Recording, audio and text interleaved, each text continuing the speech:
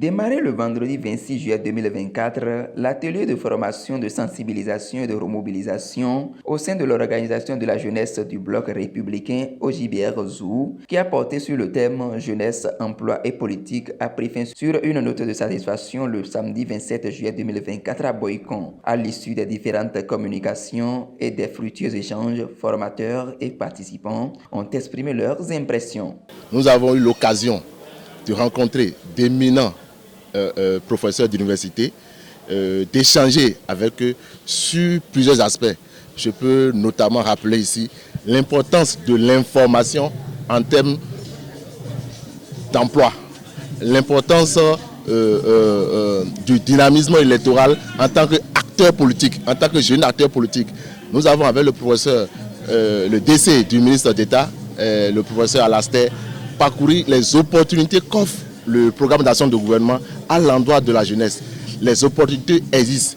Il a saisi l'occasion pour nous démontrer comment le Bénin a avancé sur le plan de l'emploi.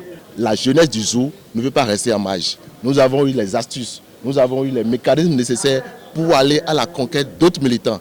Donc au soir, nous sommes envoyés désormais sur le terrain pour conquérir d'autres jeunes afin de mobiliser davantage. Je suis très séduit par cette initiative et je pense que si de telles initiatives peuvent être encouragées par la jeunesse du ZOU, et à sa tête, M.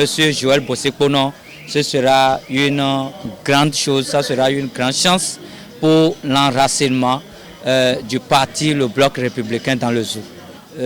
J'ai été surtout sidéré par cette thématique qui traite de comment enraciner le parti, comment dynamiser le parti du bloc républicain dans le ZOU. Nous avons travaillé cette thématique et nous avons sorti à l'issue d'une étude comparative des résultats des élections communales de 2020 et des élections législatives de 2023, ce qui a marché et ce qui n'a pas marché. Nous avons fait des propositions pour que le parti, le bloc républicain, comme en 2020, puisse dominer le ZOU aujourd'hui et pour toujours. Par ailleurs, il y a le professeur Kakaï qui a également entretenu la jeunesse qui sont des leaders, des faiseurs d'opinion de leur communauté sur la thématique de la dynamique politique, la place de la jeunesse dans le processus électoral. Donc à travers ces exposés, je crois que les jeunes sortent de ces lieux de formation outillés. Et je suis très content et très satisfait de ces 2 jours de formation et de retrouvailles entre jeunes militants du Parti Bloc républicain et qui a été autorisé d'ailleurs par le très haut camarade, le ministre d'État, le président Abdoulaye Biotchane et le président de l'OJBR, l'honorable Bida.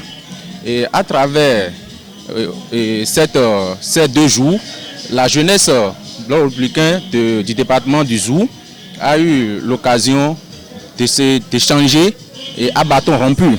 Et je peux vous faire la confidence que c'est la toute première fois que j'ai vu une organisation de jeunes d'un parti politique se réunir et discuter des questions qui minent à l'enracinement et aux performances d'un parti politique. C'est pour la première fois que j'ai participé à une séance comme ça.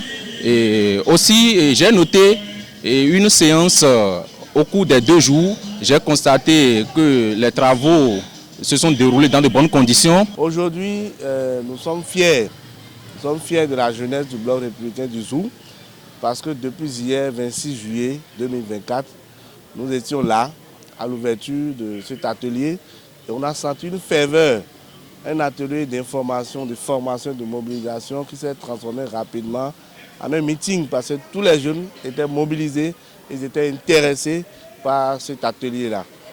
Et nous avons constaté que hier, les aînés politiques ont tenu à cœur cet événement et se sont déplacés malgré la tournée gouvernementale pour venir saluer la jeunesse.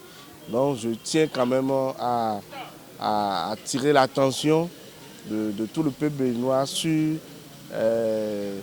cet aspect parce qu'on constate que les aînés sont toujours derrière les jeunes, sont en train de les pousser vers l'avant. Je voudrais partager avec vous la satisfaction totale parce que aujourd'hui nous avons suivi les différentes communications animées par des éminents professeurs. J'ai partagé avec les jeunes de l'OJBR le diagnostic qui, par la suite, a fait émerger les initiatives actuellement en cours. Ce diagnostic révèle, disons, l'acuité des questions d'emploi et notamment de sous-emploi.